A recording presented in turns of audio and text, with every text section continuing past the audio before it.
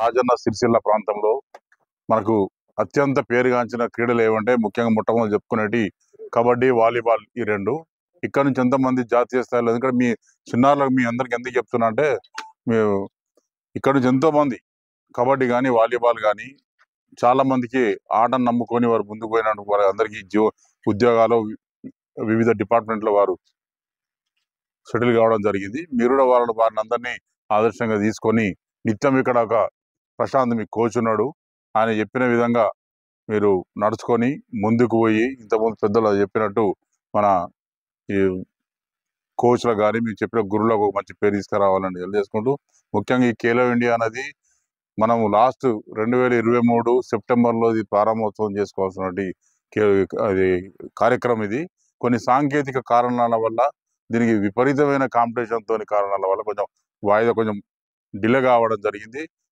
నిజంగా చెప్పాలంటే ఇది అప్పుడు ఆ ప్రశాంత్ కూడా తన ఉద్యోగరీత్యా ఒక 2 సంవత్సరాలు పాపం ఎక్కడ చూసినా ఆయన సర్టిఫికెట్లు, ఆయన ఆడిన నేషనల్ సర్టిఫికెట్లు, ఆయన బయోడేటా అన్ని పట్టుకొని తిరిగని నాయకుడు లేడు, ఆయన పోని నాయకుడు లేడు, ఎక్కని మెట్టు లేదు, ఎక్కని ఆఫీసు లేదు అనేది నేను కళ్ళతో చూసిన.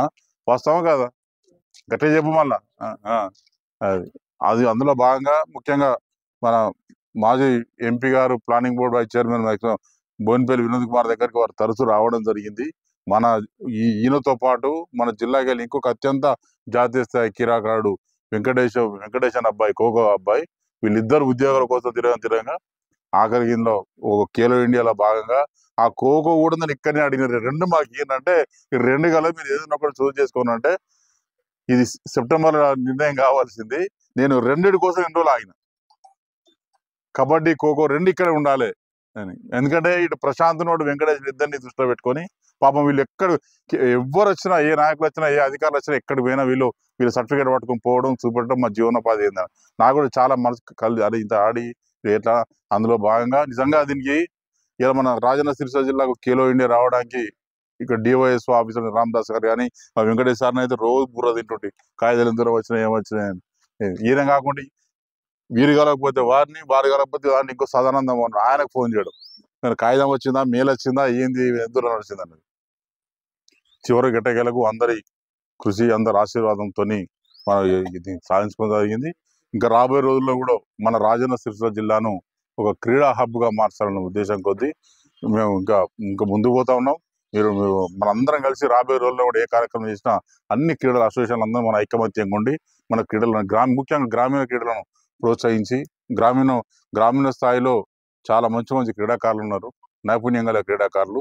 మీరు కూడా చదువుతో పాటు ఆటను పొద్దున సాయంత్రం ఆటలు ఆడుకుంటూ చదువుకుంటూ మంచి పేరు తెచ్చుకొని క్రమశిక్షణ గల జీవితాన్ని మనం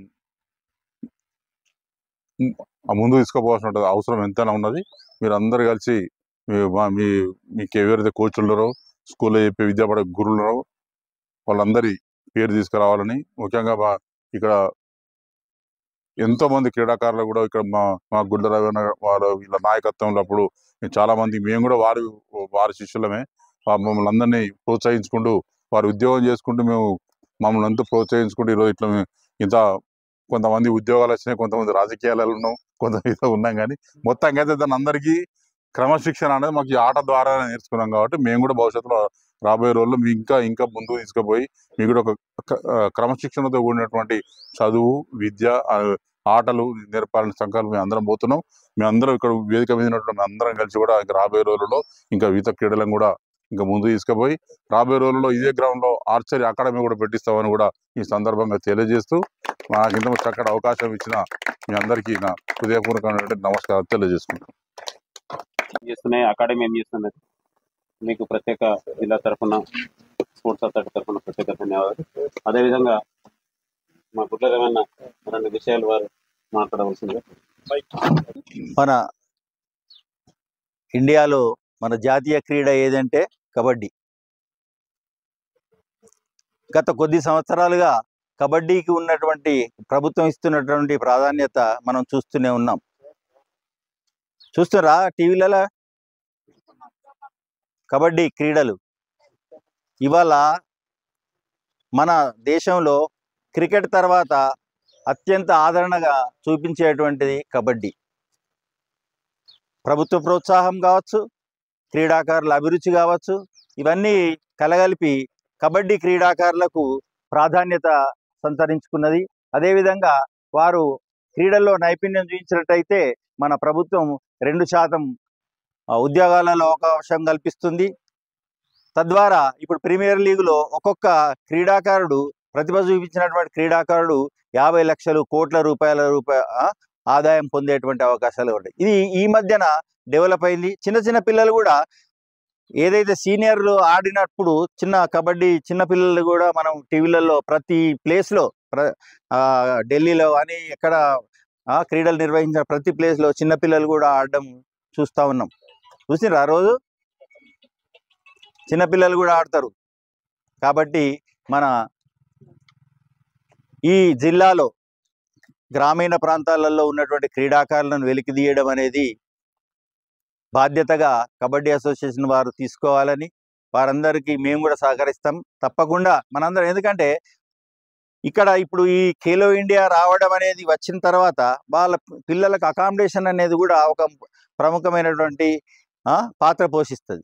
మన దగ్గర కొందరు రావచ్చు, అలా గ్రామీణ ప్రాంతాల నుంచి వచ్చినట్టుంటే ఆ స్కిల్స్ కూడా అన్ని కలిపి ఇక్కడ ప్రాక్టీస్ చేయడానికి వీలుంటుంది. కాబట్టి అసోసియేషన్ వారు, మిగతా క్రీడా అభిమానులు అందరూ, పీఈటీస్ అందరూ కూడా ఎవరైతే కొంచెం ప్రతిభ గల క్రీడాకారులు ఉంటారో వాళ్ళకి ఇక్కడనే అడ్మిషన్ ఇప్పించి, ఇక్కడనే చదివిపించి, ఇక్కడ వాళ్ళకి ఏదైనా మనకు తోచిన విధమైన సహకరించి ఈ క్రీడను అభివృద్ధి పరచాలని ఈ సందర్భంగా మనవి చేస్తూ, మరి ఇవాళ మనందరం సంతోషించదగ్గేటువంటి ఖేలో ఇండియా మన రాజన్న సిరిసిల్ల కేటాయించినందుకు ప్రభుత్వానికి, క్రీడాధికారి గారికి, ఆ శాఖకు కూడా ధన్యవాదాలు తెలుపుతూ ముగిస్తున్నాను.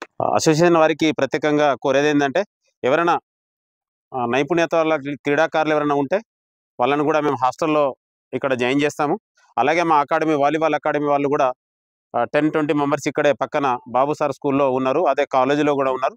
అట్లాంటి పిల్లలు ఎవరైనా ఉండి గుర్తించి గ్రామీణ ప్రాంతాల్లో ఉన్న పిల్లలను తీసుకొస్తే కూడా దానికి అడ్మిషన్ ఇప్పించడానికి మేము ముందుకున్నామని మీతో అంటూ ఈ కార్యక్రమం ఇంతటితో ముగిస్తున్నట్టు ప్రకటిస్తాం.